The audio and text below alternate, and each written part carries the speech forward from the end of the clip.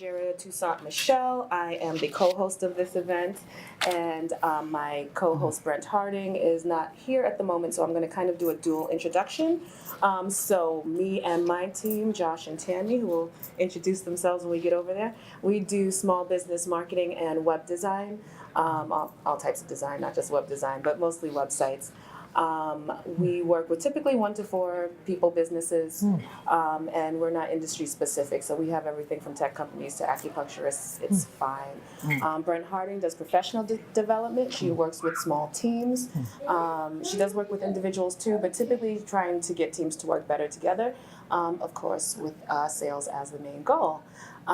So what we do now is we pretty much just go around and let you guys introduce yourselves.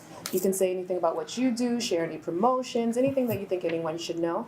Then our speakers will introduce themselves and jump right into their presentation. And after that, it's just more eating and open networking.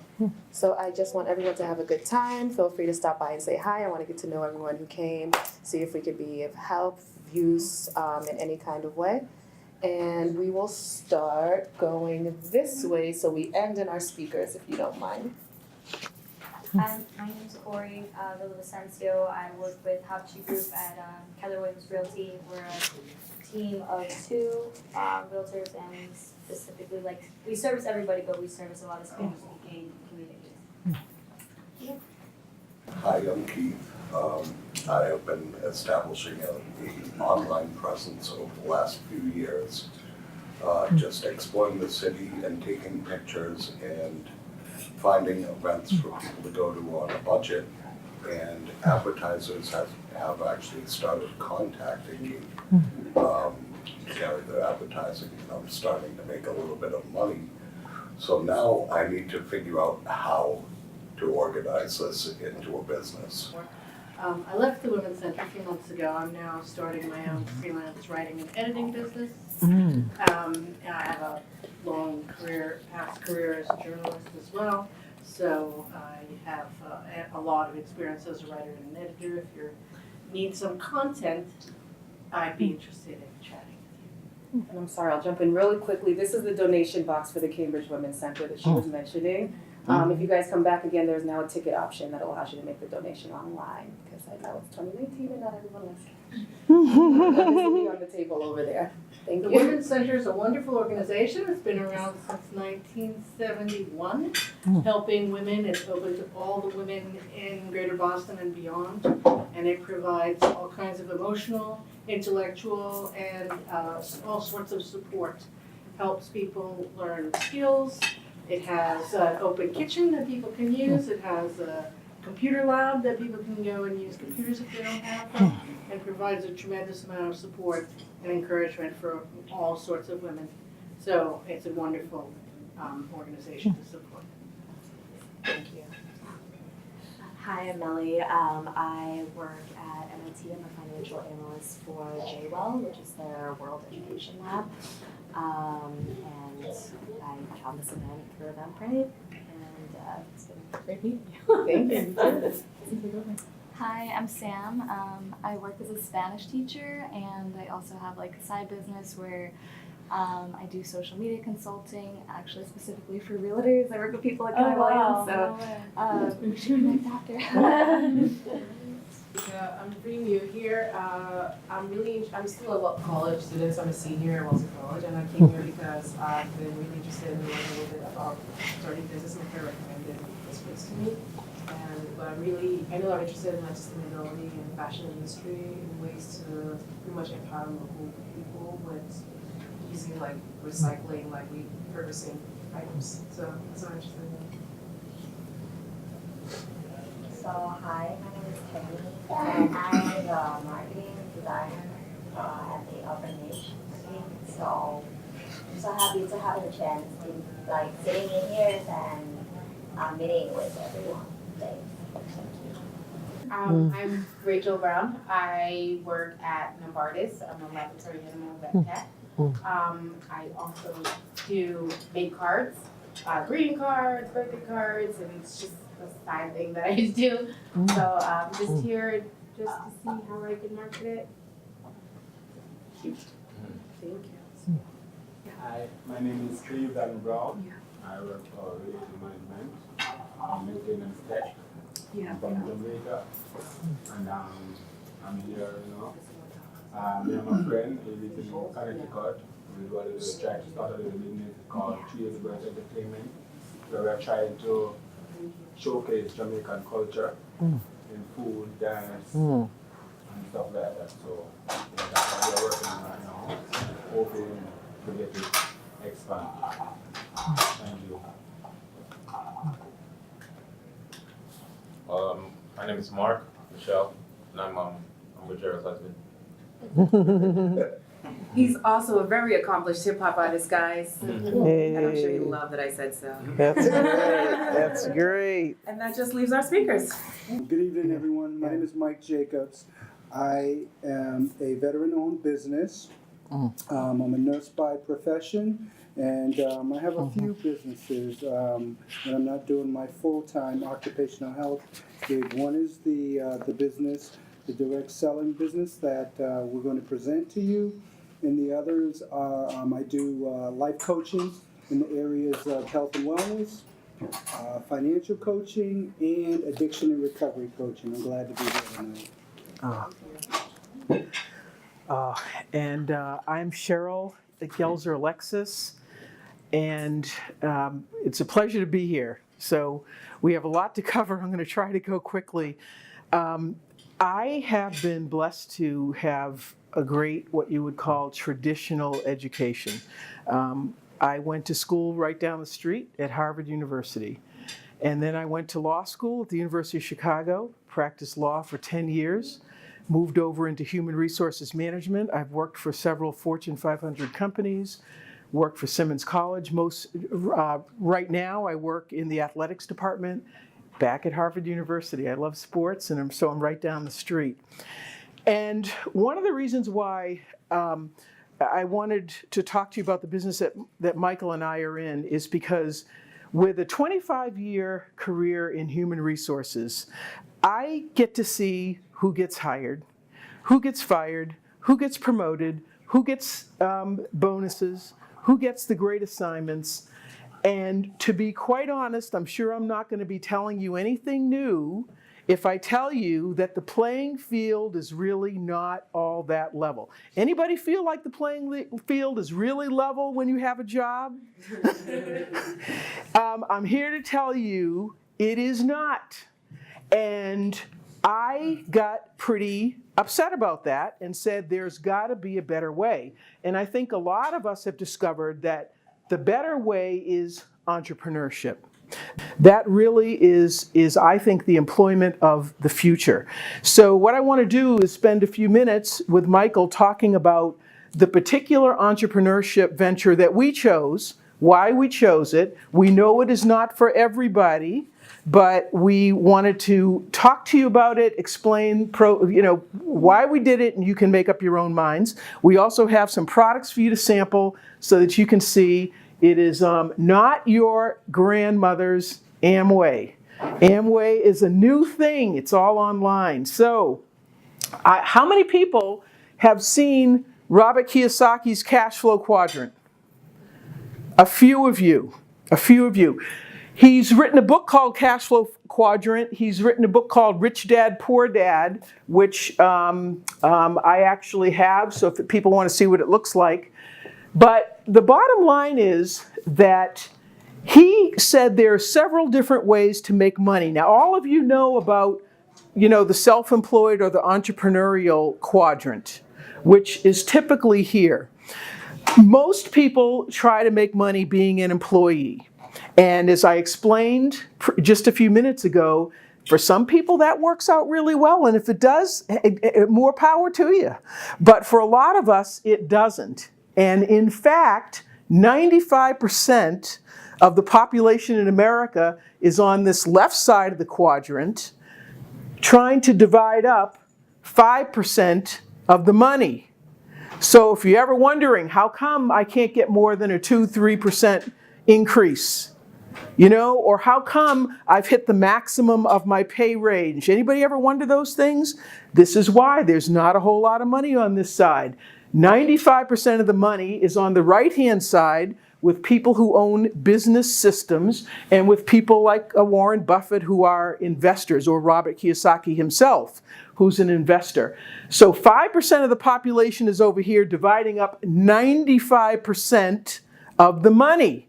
Now, we had a really interesting conversation a few minutes ago because several of us feel very passionate that some of the money on this side ought to be flowing over here. Am I right about that? Some of this money ought to be over here. And we're saying tax these people more and do whatever it takes to get them to spend money over here. So the problem with that is, as we talked, that a lot of you can't raise income taxes because a lot of the money people make over here is from capital gains. So unless you change that tax structure, you're not going to be able to get some of that money. And the other problem is that we talked about, I think in society we've lost our moral compass and people don't regard themselves as their brother's keeper. So we've taken the compassion out of capitalism, and people are seriously thinking about a socialist economy. The only problem with that is that socialism doesn't always work. If we look at Venezuela, we don't have to look any further than Venezuela to realize that you're going to have to do something different if you're going to make it work. I'm here to say I think the answer is in what we call at Amway compassionate capitalism, where you don't make any money unless you help other people. Let's talk a little bit about how that works. Basically, we have 3 business concepts: private franchising, we have the internet, it's all online now, no more storing products in the garage, and a unique distribution model, because in the age of the internet, manufacturers can now deliver products directly to consumers. No more having to go through a retailer or another distribution channel. So you shorten that supply chain, you save money, and the bottom line is that's where the money comes that we share, those of us who are Amway distributors. We build communities of people who like to shop online. Whatever you can buy online in the middle aisles of a grocery store, that's what we sell. Or we have a store we partner with that can sell it. We combine the cost savings of the internet with high touch consumers want. You know what Best Buy's biggest fear is? You ever seen people walking in there and they fiddle with everything and they want to see how it works and they're looking at it, and then what do? They go right outside, and where do they buy it? Amazon. They go right to Amazon and buy it, or they go online, or they're always comparison shopping. But people like Best Buy, their biggest fear is that they're going to become a showcase where you just walk in to see, smell, touch the products, but then you buy it where you can get it cheaper. We combine high touch with cost savings because people want to see, smell, touch, see what it feels like. That's why we brought you some of the experience here today.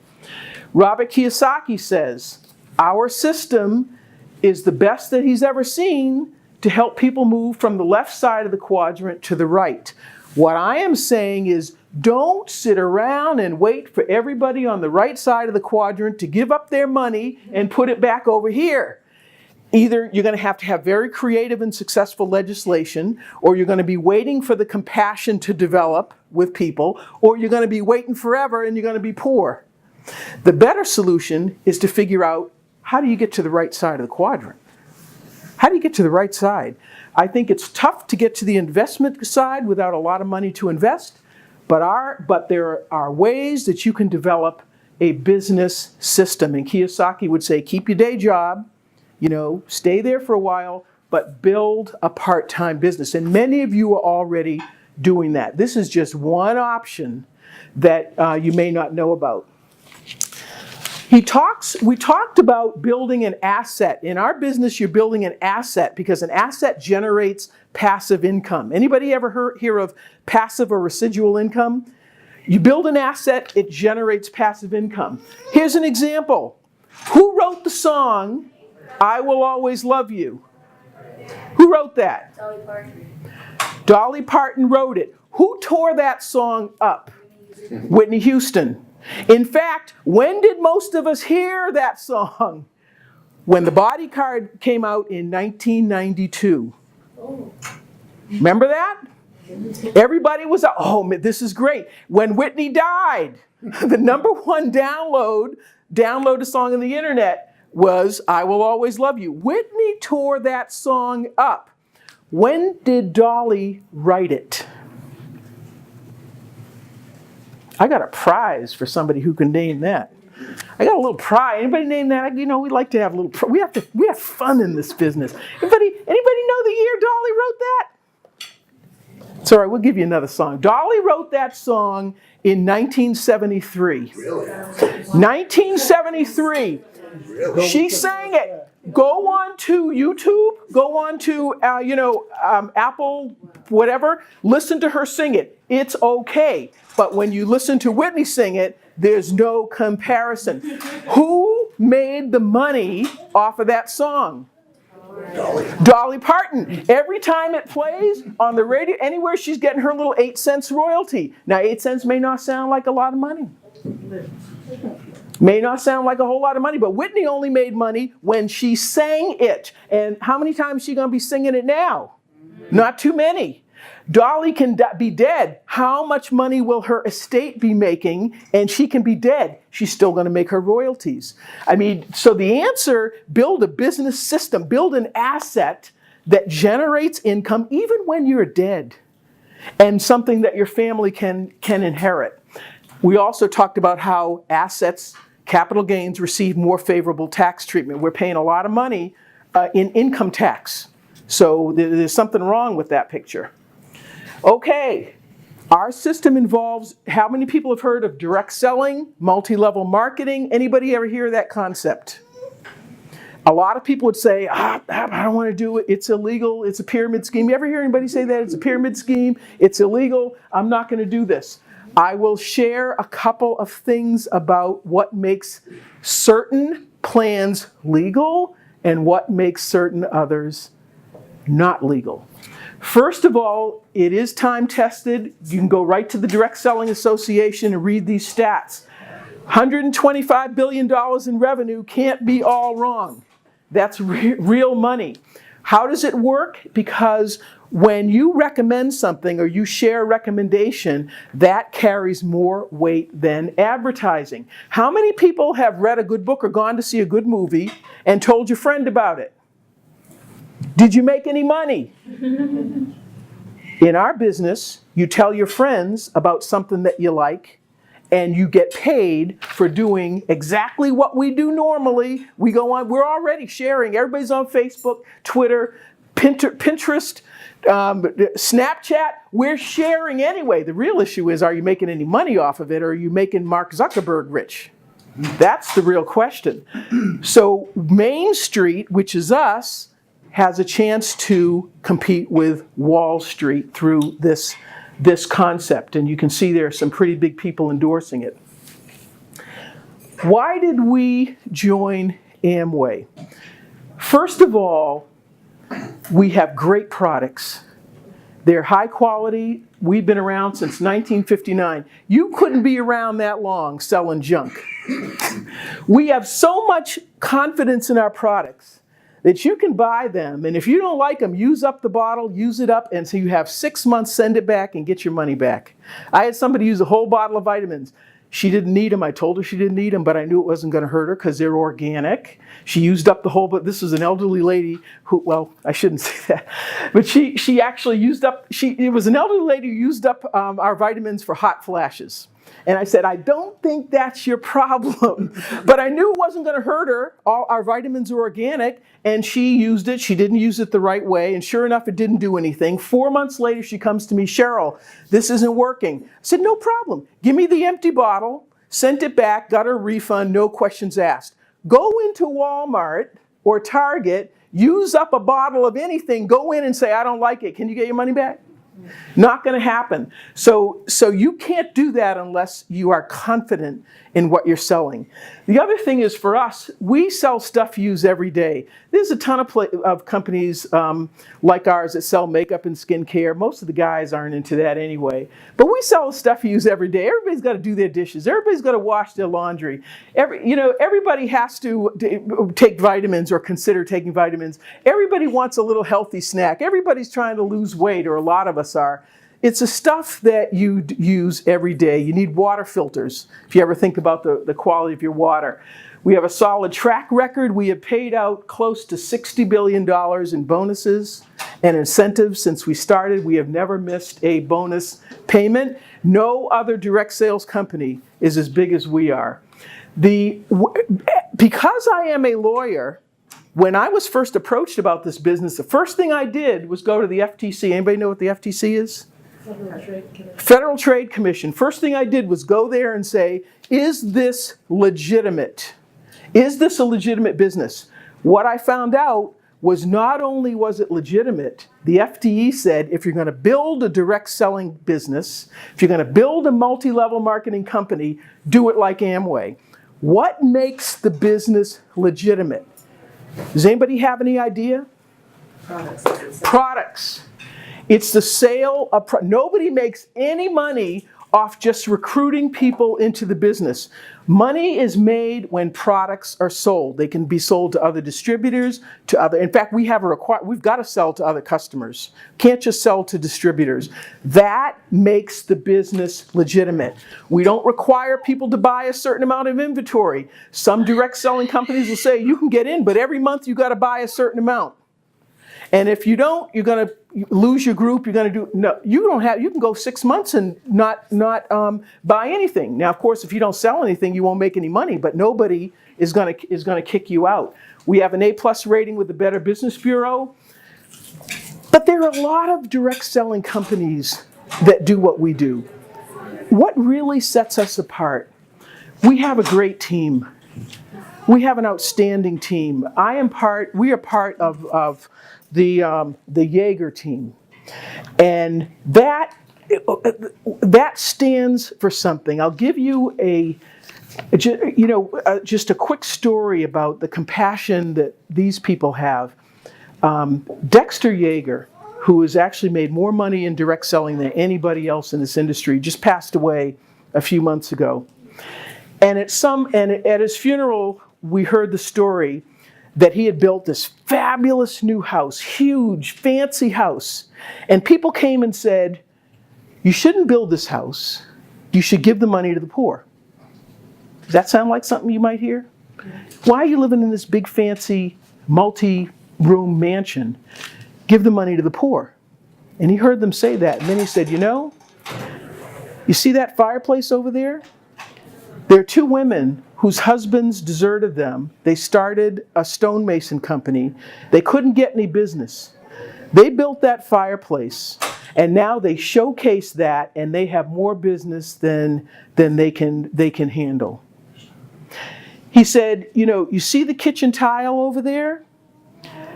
I hired a guy who was an ex-con. How many companies want to hire somebody who just got out of prison? He said, I hired this guy. He put in the tile in my kitchen. He did such a great job. Now he's got more business than he can handle. So if people take their wealth and use it to uplift others, the wealth itself is not a bad thing. It's what you do with it. And we work with people, as I said, who believe in compassion, who believe in helping people. In fact, in this business, if you are a selfish, self-centered person, you will not make it. And in fact, I would not want you on my team. If you don't want to help other people, if you don't have a heart to help other people, I won't sponsor you. Now, you can get in the business. You can just go to Amway.com and sign up yourself. But not on my team. Not on our team, with the people that we associate with. We also have a really strong education and training system. So what does the FTC say about Amway? And here's the site. I'm happy to send it to you guys. Look out for people who make exaggerated earnings claims. Look out for people that offer money just for recruiting people into the business. In fact, we are required when we talk to people, and that's why we have these, to give you these pamphlets so that if I said you can make $1 million in a week, you're going to read this and say, Cheryl is wrong. We are required to hand these out. I'm proud to hand them out because it substantiates what we're saying, and it backs up what I'm saying absolutely. So you don't have to buy a lot of inventory. Has the company met its commitments? Did they jump on the .com craze and then go bust? Okay, are they jumping on the latest new thing and saying, we're going to build something that's bigger and greater, you got to get in on the ground level? Or do they have a track record? This is not me talking, this is the Federal Trade Commission. We have dozens and dozens of partner stores. So I can go through my Amway shopping website, buy products, some of them are cheaper. For all the products, I'm going to get points. And one of the ways I make money is bonuses based on points. We don't go to these companies. They come to us asking to be a partner store, and we vet them. In fact, we have severed ties with some of them because we don't think their internet security is strong enough. But all these lawyers at these companies vetting Amway, they can't all be wrong. Robert Kiyosaki wrote a book called The Business of the 21st Century, one of his latest books. How did he make his money? This is for the prize. How did Robert Kiyosaki make his money? Real estate. Real estate, Corey! Corey gets the prize. We'll tell you what's in it in a minute. He made his money in real estate. He said if he were starting a business today, he would do a direct selling, multi-level marketing business. The cost of entry is low, but he also said you got to look out for certain things. It's not the products. The number one factor, he says, is there a system for personal development? Is there a system for training to help you be a better person so that you can help other people be better? That's what he's saying to look for. Are people running the company driven by integrity, principles? Let me give you one more story real quick. How am I doing on time? Okay. Anybody remember when Amazon was forced by lawyers by attorneys general in various states saying, you need to collect sales tax on your items? Anybody remember that?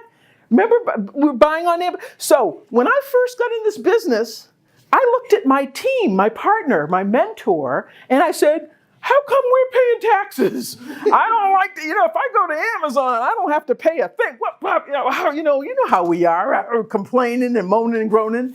She said, Cheryl, Sue Wright told me this. The reason why we collect sales tax at Amway is because we believe it's the right thing to do. Nobody had to sue us to make us do it. Nobody had to make us do it. We've been doing this ever since I was in the business. Amazon had to be sued to do the right thing.